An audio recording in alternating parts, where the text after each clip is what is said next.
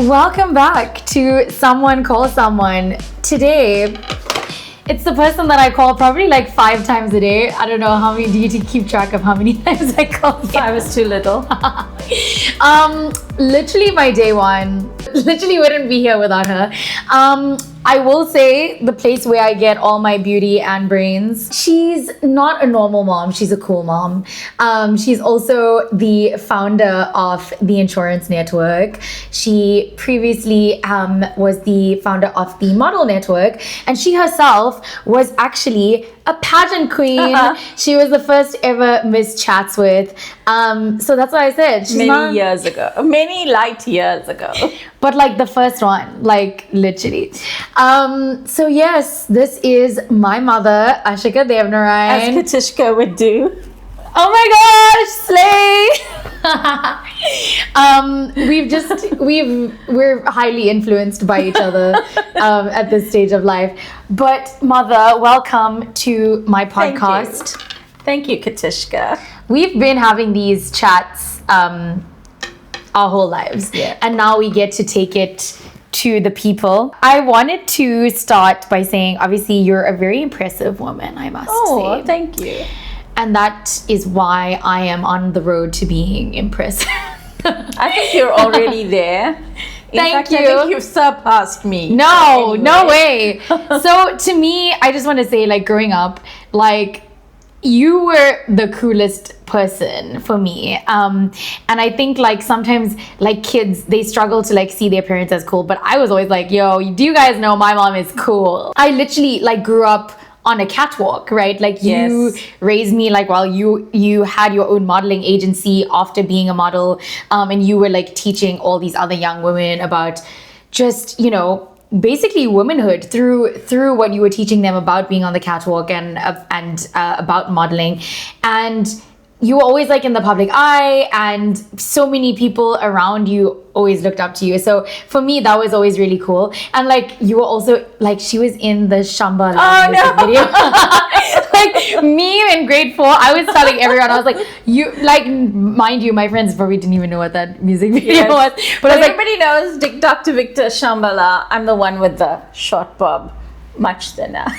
No, super cute. And I was like, you guys don't even know, like my mom was on that music video.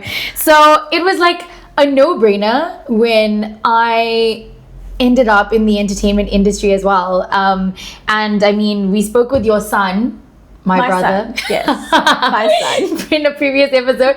And we talked as well about how like we grew up like in the public eye thanks to you and our dad. And basically in saying this, like for me, you were the inspiration for me to get into like the entertainment industry. And I wanted to find out more like about your journey. Like walk us through you entering Miss Chatsworth, becoming a model. Like you're kind of thrown into the world of the pageantry and stuff like that. And then all of a sudden, when you got this title, there was a big responsibility that came with it, and you were really young. So like, tell me more about that.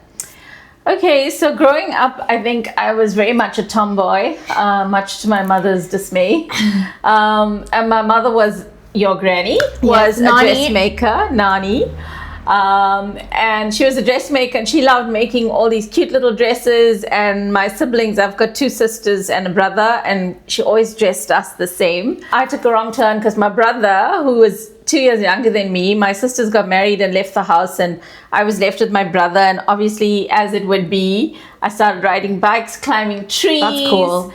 Cool. Getting hurt all over on my knees, doing all sorts of things, and she was not very impressed. So the next step was a model agency, which I didn't want to go to but got forced to go to, because she said, you need to be a girl, you need to learn how to walk with high heels. And I was like, no, I'm never going to do that. But I did, and I loved it. And I thought, how haven't I done this before? And then I could practically run in stilettos. Really. And that's how it started.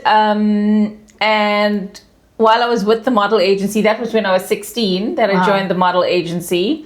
And when I was 19... So you joined other model agencies at that time? Yes, I joined Lee Downing Model Agency initially, which is now Ice Models, and they've changed their names a couple of times. And then I joined another agency, and they sent through my pictures to this competition at the time, which was the Miss Chatsworth competition. I didn't know about it. When I got the phone call to say, you're a finalist. You got the phone call. When I got the phone call to say, you're a finalist in the Miss Chatsworth, I'm like, no, I didn't enter. And they were like, no, but we have your picture. You were entered. You're a finalist. You're part of the top 10. And I was like, wow, I cannot believe that. And I really didn't want to do it because it was going to be my first time in front of so many people. And as you know, Chatsworth is a community, right? Yeah. So if anything is happening, people show up. They really know how to show up. Real. And so when the competition was happening, it was actually my niece and nephew's first birthday. Shout out. They've never gotten over it, guys. Really so point. Because she missed their birthday to get They're the crown. now, I think, 35 years old, and every birthday I still hear, Ashika Mosi, do you remember how you missed our first birthday? Yeah, it's not funny. But the party was happening. I was taking part in the Miss Chatsworth competition.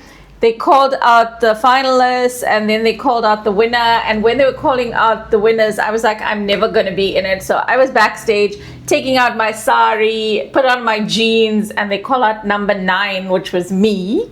Number 9. And I was, no, that's not me. And they were like, yes, that's you. And people came rushing backstage to put me back into the sari and get me out. And I know when I got on, I was just like, that typical beauty queen. I was... And I have that picture, and everybody in the crowd went crazy, and my brother brought my mom. At that point, when they finished with the birthday party, he said, let's go watch Ashika win the crown. And they literally walked in as the crown was being put onto my head. So, yeah. Literally. That was amazing. And you were how old when this happened? I was 19. Right.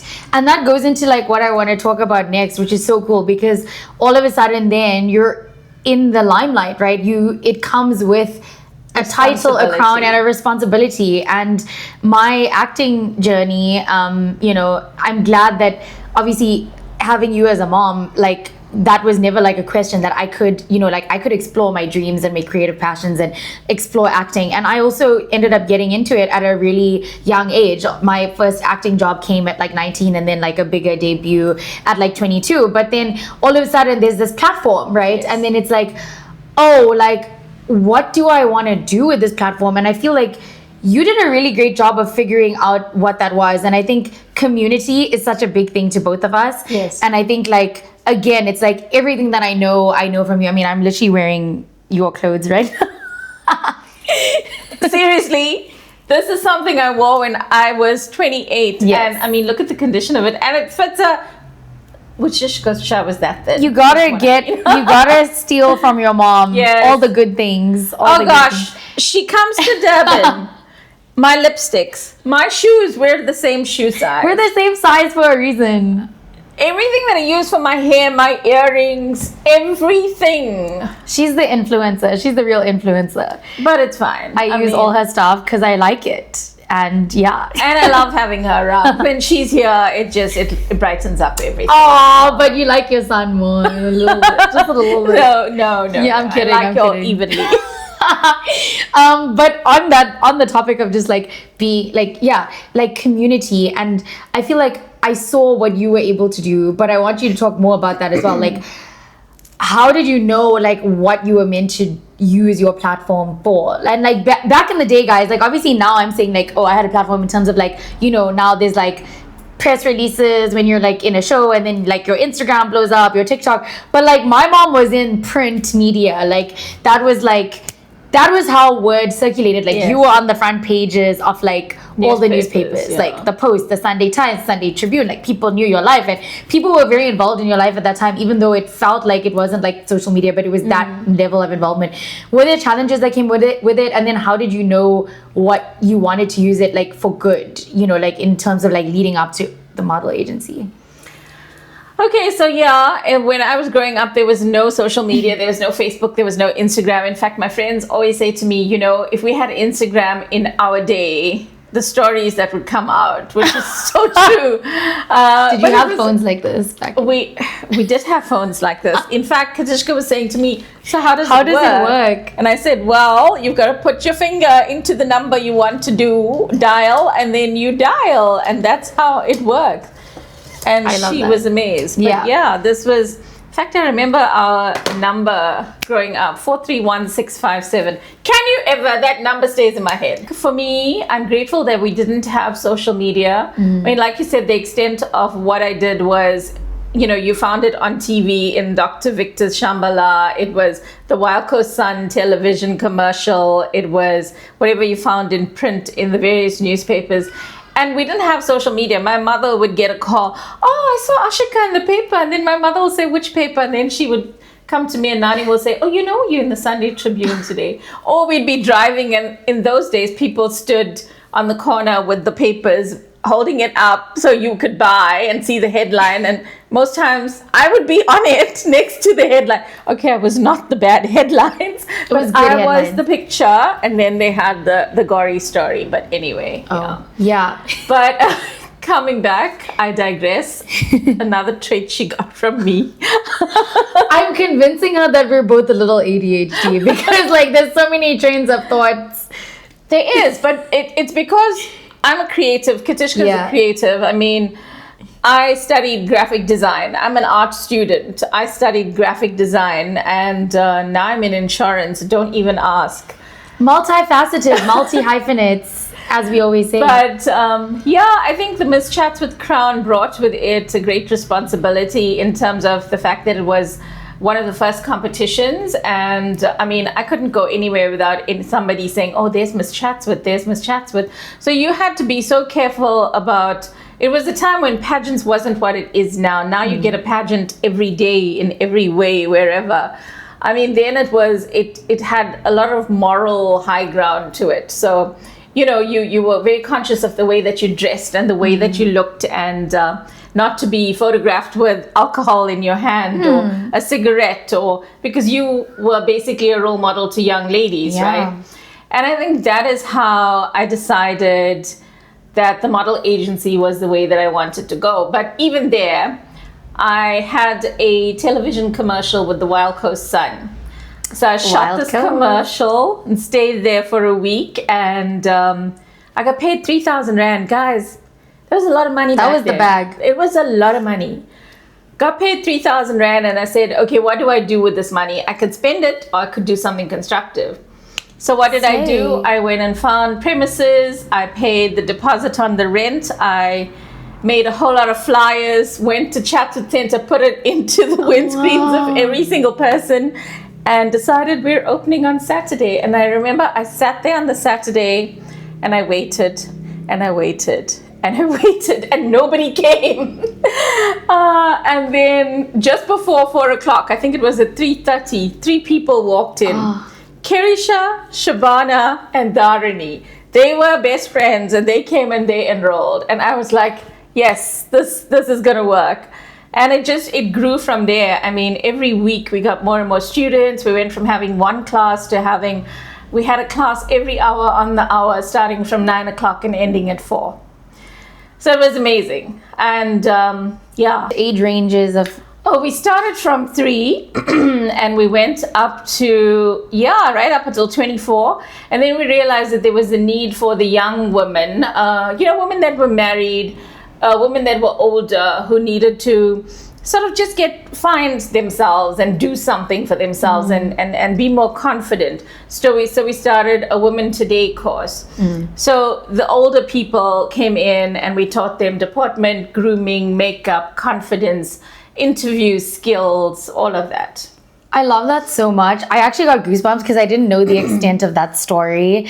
And it just further shows me like it makes me grateful for the fact that you're my mom, because I think like so much of just what you see, like you were that role model for me, and like in the way that you raised me, you always say like, oh, like Tishka, you're so fearless, and you know, like you take risks, and I'm like, you did that, like you had this idea and you executed, you know, and you were like, you didn't delay, you were like, hey, I have the funds and the means to do something, like let me do it now, the time is now. Yes, absolutely. And you know, like I love that energy of like building something. Like I don't know where I'm going with this, but I'm going to put my time and energy into it, and something will come of it.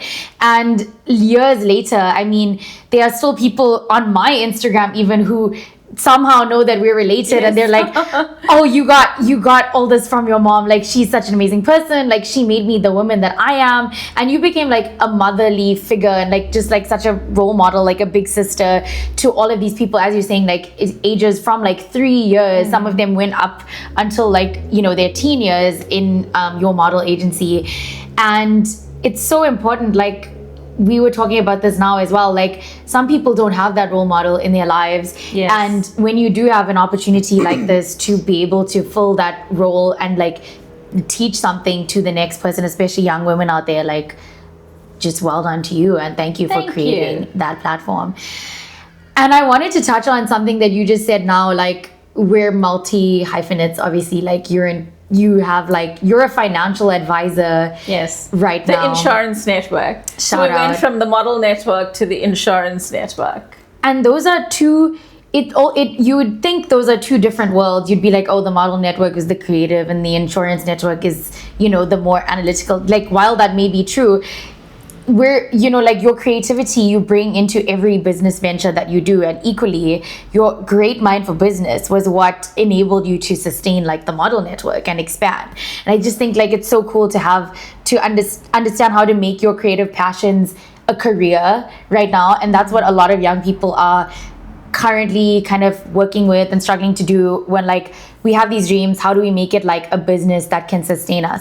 But yeah, in essence, I think like work ethic, what you're saying, is clearly something that was in the genes. We got it from Nani. Absolutely. Absolutely. Your mom, my grandmother, who was literally like independent, working. She was like the first woman on her street to like get her license and buy a car. And buy her own car. So my mom was 36 when my dad passed away, and she was left with 4 kids, which was my 3 siblings and myself, and we ranged in age from 6 to 12. And she never remarried. She focused entirely on working and educating us and making sure that we had everything that we wanted. Which was amazing. And I mean, I remember, and I've said to you as well, I remember sometimes it was 11 or 12 at night, and she was a dressmaker, and I'd still hear her on her machine because she needed to sew. And I always wondered, why is she doing this so late? It can't be that urgent. But then obviously as I got older, I realized it was because of the stress of finances, because, you know, my father was not there. It was just her. And she had to take care of 4 kids and educate them and clothe them and feed them and send them to university. So yeah, that's why she did it. And I think that is why my work ethic is what it is. I never stop. It's not because I cannot stop. It's because I don't want to stop, because it's just, you know, it gives you purpose. If you have a job that, I always say, and it's a cliche, but you know, if you find a job that you love, you never have to work a day in your life. And every day that I go to work, I never feel like I'm working. And I've actually said to Katishka and to a lot of people that I know that the day that I wake up and say, oh God, I've got to go to work, is the day that I know I've got to find something else to do. And thankfully, that day has not come. Yeah, those words of yours literally live in my head every day that I wake up. It's like a check for me, especially being like a creative and, you know, tapping into different forms of work. And it's been my signal for when certain things weren't serving me anymore. And when, you know, like we're both fueled so much by passion for what we do. And so, yeah, like this work ethic that we have, as you're saying, like Nani would be up like working till like 11 p.m. Currently, like I've been called a workaholic, And I'm like, speak to my mom about this because I FaceTime you like while from my laptop at 11 p.m. Where are you at your laptop doing work? Well, and now I've learned when I see a FaceTime call, I quickly move the laptop and I take it on my phone, and she'll say, "What are you doing?" And I'll be like, "Nothing." But then she knows I'm in the lounge and she knows I'm working. So. It's so funny because we're both trying to tell each other to find balance while not taking our own advice. But I do like something about this season of life that we find ourselves in because especially like growing up and navigating womanhood, you've become more and more like a sister and like a best friend to me. And it's like interesting that right now, obviously you're in a relationship, but currently like, you know, like you're separated from my dad, you're in a relationship, but it's long distance. So you're basically living kind of a bachelorette life, and so am I. So like literally like my mom's fridge looks just like my fridge in Cape Town, like Woolworth salads. She's not cooking because it's just like one person. You can't cook for one person. Yeah, I can't cook in full stop. So that's why. Yeah, I'm buying food, and it's like we're just like the work fuels us, the work that we do, because it's stuff that we love. We put our souls into it because it's like the work always has you, and it like it grows you, it opens other doors, and a lot of our work is so much based on like helping other people, you know, like you're helping your clients, I'm helping other content creators out there through my work. And so yeah, I just wanted to say like it's been cool like navigating that and kind of like living this parallel life now. I think not everyone gets to experience that. Also, you look like young enough to be my sister. Like every time I post you, people are like, where did these jeans come from? I got the jeans from my mother, so if she got it from me, then that's good. Got it from my mom. Continuity. Literally. But in saying that, I wanted to touch on like how the prequel to us being here. Yes. Which was a lot of trauma and pain. Obviously with mainly, you know, like, well, you went through a very tumultuous marriage, which obviously what like impacted me growing up a lot. And yeah, there was a lot of turmoil in the household. Yep. Like as we grew up, like there were Katishka tried to be the savior. Katishka was always the one in between the arguments, and she was. I think as much as we're very much the same, we're also different in that I'm not confrontational and she is. So whereas I prefer passive resistance, Katishka's like, no, let's stop this, you know? Yeah. So I think a lot of the times when the disagreements and the arguments were happening, she was always the one in between trying to... Yeah, I felt a very big responsibility growing up. Even though I was your child, I felt like I needed to protect you, like in those situations, just because I don't know where the strength came from. But I just think like I knew that it was my duty to step in and like protect you in any way that I could. And that's why I think also I want to talk about how that was hard at first too, because I think you were doing your best, and obviously you never meant for me to then fight battles for you, but that was something that I took on myself. But then it took us a while for you to eventually end the marriage, and then for us to move out. But like you did that with all the means that you had. When we eventually left, you like left with basically nothing and started from scratch, which I find really admirable. And then it was our family of three, like you, me, and Tashrik, my brother, just starting again. And that was when the real healing started for us, because then we saw cracks that I think we didn't even realize, because we were healing so like differently from different things, like the same person, but as a husband and then as a father. And then we clashed a lot during that time. We did. Yeah. I think we still do a little bit. Not as much though. But I think it was because we were both trying to find ourselves in the mess that was created.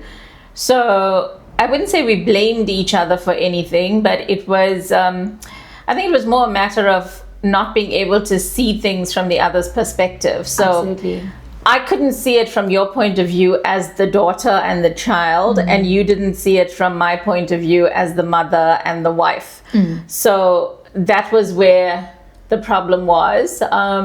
And yeah, it did take a lot of healing to bring us to the stage that we are at now, where I think we see more or less we have the same vision and we're not at odds with each other the way we used to be. Yeah, and I think something that I had to deal with was like, obviously, like, I mean, look, as a result of growing up like that, like, I dealt with a lot of depression and anxiety growing up in that space. But as you're saying, I didn't realize, like, okay, you were also dealing with that in different ways.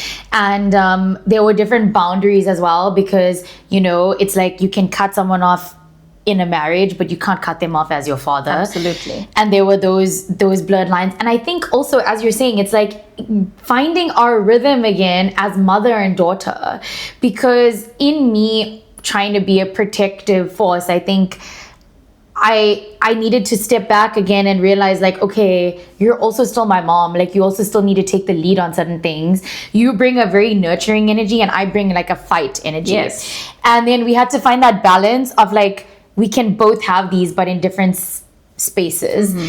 Something that really helped me was honestly like me just leaving home and navigating adult life, because I think that's the best way to really put yourself in your parents' shoes as you start figuring things out. And then you're like, damn, this is quite difficult, this world thing. And that's why even now, I mean, as I get older, I phone you more and more each day. It's like I get more and more confused every year. Like, someone calls someone, my mom is the one that I'm calling for anything, for like 99% of anything, like the good, the bad, the ugly, the ridiculous, the things that you might judge, but I'm like, I'm gonna tell you anyway. She does. I mean, my job is client facing, so sometimes I'm in my office with a client across from me talking money, not just money, big money. So then I don't take the call, and then she'll phone back, and then she'll phone back, and then sometimes it's really urgent. It's SOS. And then sometimes I need to just walk out of my meeting in order to take her call, or she'll just be like, "Can I call you right back?" Like that prompt on iPhone, yeah. Or she'd call me when I'm in the gym, and then she's on video call, so I take the call, and there's my trainer there. My trainer's like, "Hi, Katisha, hi, Kit." No, but I get you.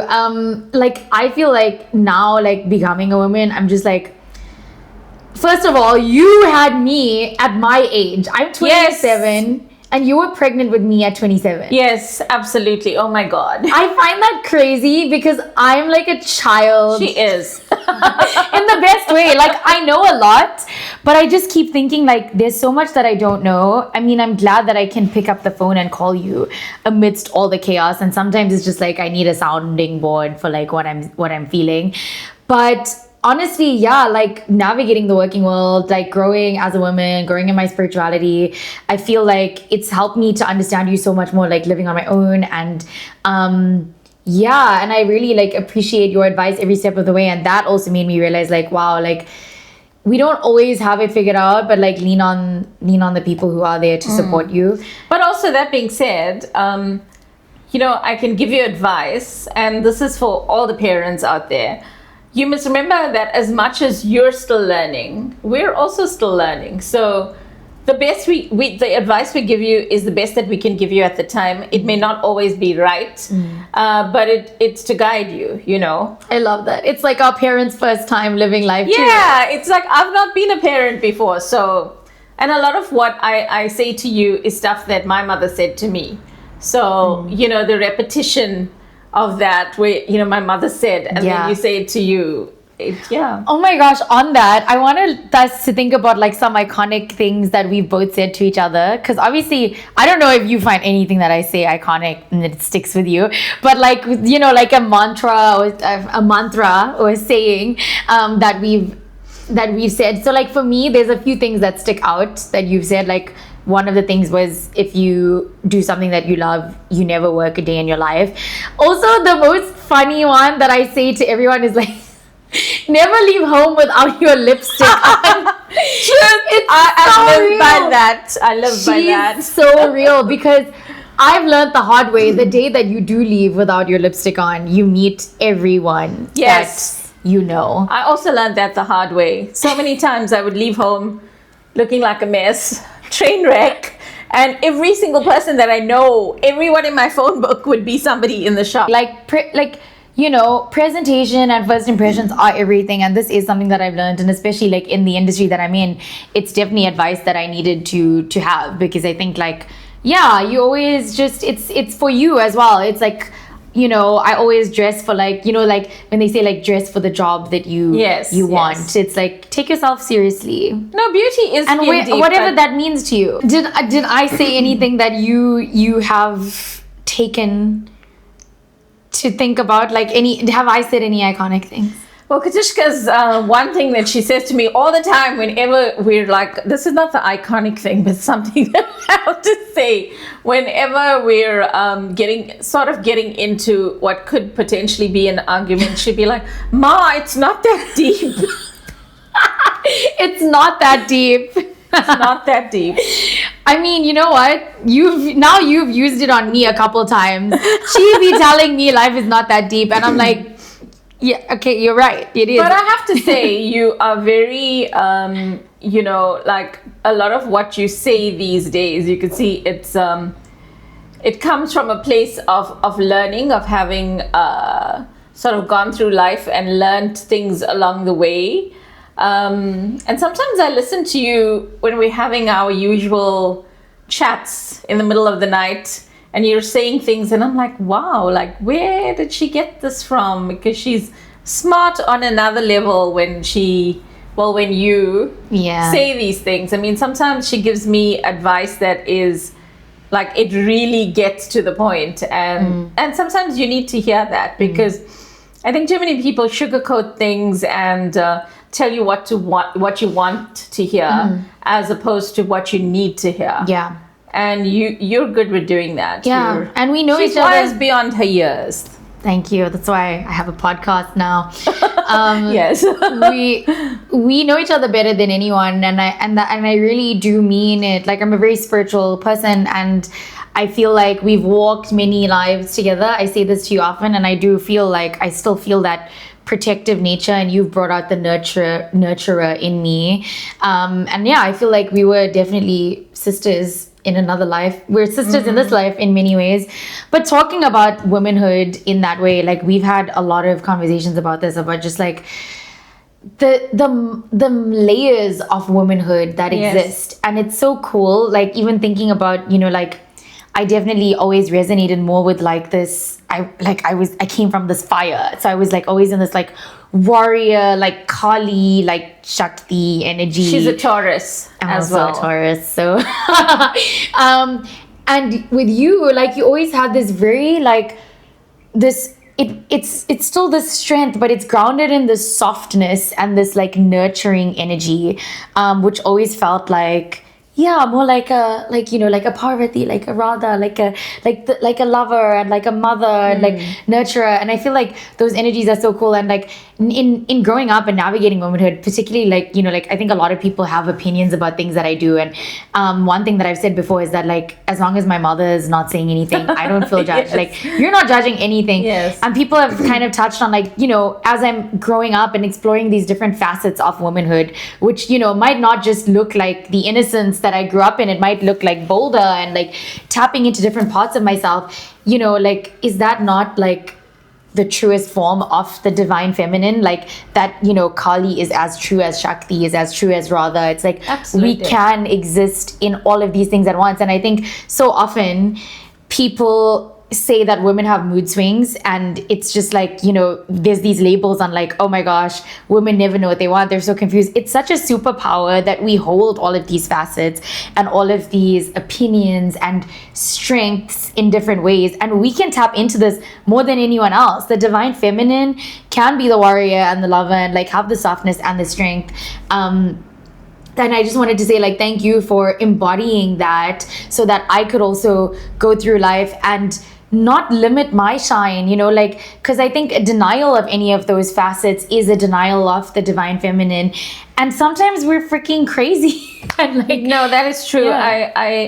I see it happen a lot, especially like with friends of mine and clients where they try to diminish who they are or dull their shine in order to fit into spaces.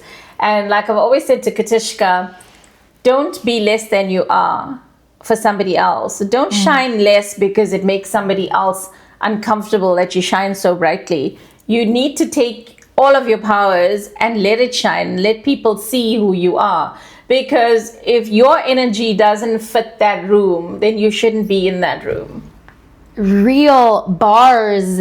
And as you shine your light in the most like authentic way possible, you magnetize those spaces, and you naturally attract definitely. the people who are meant to be in that light and who can handle that light and who can complement your light. And if they can't handle that light, then they're not for you. Yeah, They shouldn't be 100%. associated with you. Yeah. And one main thing that you've truly embodied, I think, as a takeaway from all of this is like, you've taught me how to be seen, and that's such a gift. I think some of us don't, as you're saying, we don't take up that space, and you've shown me how to do it like in the best way possible. So on that note, I wanted us to close with like something that we're proud of in each other. So the thing about Katishka is, I feel she has always, and I've said this to her, she marches to her own drummer. So Katishka is the child. She's still my child. Okay, she's 27. She's still my child. So 50, she'll still be my child. So Katishka is the child who she makes the rules. She doesn't try to follow the rules. She makes the rules. So, I mean, I remember when the role came up with Netflix, Blood and Water, it was the middle of COVID. She decided that she needed to be there in person to audition for this role. We couldn't get a flight, but I don't know, some divine intervention, we got a flight, she was there. So she gets these ideas into her head of things that she wants to do. And I learned a long time ago that when she does, it's not my place to say don't do it. Because I think as much as I can guide her, I shouldn't lead her, because it's her journey. So I think the best thing about you is that you're very intuitive, your instincts are very good. And so I've never really doubted you. I mean, when you said you want to go to London, it was just a spur of the moment thing. I want to go to London. The next thing, you had your visa, you had your agent, you were gone. So I don't think I've ever second guessed you, because you're a very smart girl. You've always had your head screwed on right. I know that your morals and values are very good. I know that your rights from wrongs, it's very clearly defined. So for me, that is, and for any parent, that's all we can ask for. Because if you know what is right and what is wrong, you'll always do the thing that is correct. So it's for that reason that I've never ever told you not to do something. Because also, as much as she knows that, I think as parents, we must not say to our child, don't do that. Sometimes you allow them to make mistakes in order to learn from it. Because if you don't give them the opportunity to make the mistake, they're never going to learn. And they can't learn from your mistakes. That was some real stuff right there. But thank you for that. And that's exactly what Tashik and I touched on when we talked about how you parented us. That I admire it. I think even if we were to imagine ourselves as parents, I don't know how you were able to allow us, you gave us so much freedom to just like make our own choices. And like when you're saying like, I make the rules, I don't follow the rules. I was able to do that because you always just empowered me to do that, to trust my choices and to travel the road, go down the road less traveled. And I think that's the main thing that I'm proud of from you, is that you're such a free-spirited gal. And you've also, something like to close on our little talk about everything we've gone through, as I navigate relationships, I've learned a lot from you there as well. And I think everything happens for a reason, and me witnessing, that aspect of your life and what became my life was important to empower me as well. And I think what you did there was really strong and powerful. You walked away when it wasn't serving you, even though it was really hard. It's also taught me, as we've been talking a lot about, as I meet different types of people in the world, and so often meeting someone safe feels boring, and you have to remind me like, no, what you're looking for in something that seems like excitement is actually danger. And like, you know, remember the lessons that like I've learned. And yeah, like that was the talk that we had. But something that was really powerful for me was when you said like, you would not, if you could go back in time, you would not choose him again. And this is something that you didn't always say, because I think sometimes you were often like, oh, everything happens for a reason, like, you know, like this was meant to be, like I wouldn't have had you and your brother like if I didn't do this. But it was really powerful for me now when I was navigating my relationships, when you were like, Katishka, like I would not do this again. The highs were not worth the lows. They were so low. And when you said that, it felt like it resonated through timelines, you know, like of like lifetimes where you carried this trauma and like potentially this soul with you who was toxic, and you broke that in this lifetime. And I think that's what you are to me as well. You are also a rule breaker. You're breaking things that are not serving, and you're like rising like the phoenix out of it, because that's the work we have to do. Our souls came here to do that work. Definitely. To heal. And like now you know, like you've tapped into like you're artist again, you're painting again, you're, you know, like working on your creative pursuits in addition to like running your business. And yeah, for me that is the most inspiring thing that you've taught me by just being this strong being. So yeah, thank you for that. In terms of like where we go from here, I think the party has just begun, because oh yeah, definitely. I feel like we keep each other young as we get older now. And I think, yeah, I'm looking forward to like just potentially starting some business ventures with you that involve the community, traveling more, and honestly like learning more about each other as we both navigate this journey of womanhood. And look forward to that. And being our gypsy, free-spirited selves. So yeah, but it's always good when I look at you and I think, oh man, I remember. That's like, you know, you watch, it's sort of like an evolution of yourself almost, but in reverse, if you would. Because like I look at her and I look at some of the things she does and the things that she says, and I'm like, that sounds so much like me at that age. So yeah, I think it's nice to watch that journey of your child, you know. Yeah. I mean, but even with your brother, a lot of what he does is so similar to things that I did. And yeah, it's actually, it's very nice that I get the front row seat to watch all of that with the both of you. I love that. Well, Mother, thank you for joining me here on Someone Call Someone. Call your mom. That's Please what I call your mom. Call your moms. Don't call her more than 5 times a day. Okay, you can, but like not if you must. Not 5 times in a row. Not like I would. Oh, she's not there. Literally. Actually, I'm so glad that Katishka doesn't have this phone, because if Katishka dialed me and she couldn't get hold of me, I would be like, it's broken. Yeah. Where's my mom? It's an emergency, literally. But yeah, I would really encourage you to call your mom if you have a mom to call. Like, be really grateful that she's there. Give her a call. Tell her you love her. And if you have a mom and you don't see eye to eye, my advice, take some time to look at things from her perspective, because I think a lot of the times we get very wrapped up in our lives and what's happening with us, and we're like, oh, my mother just doesn't understand, she doesn't understand me.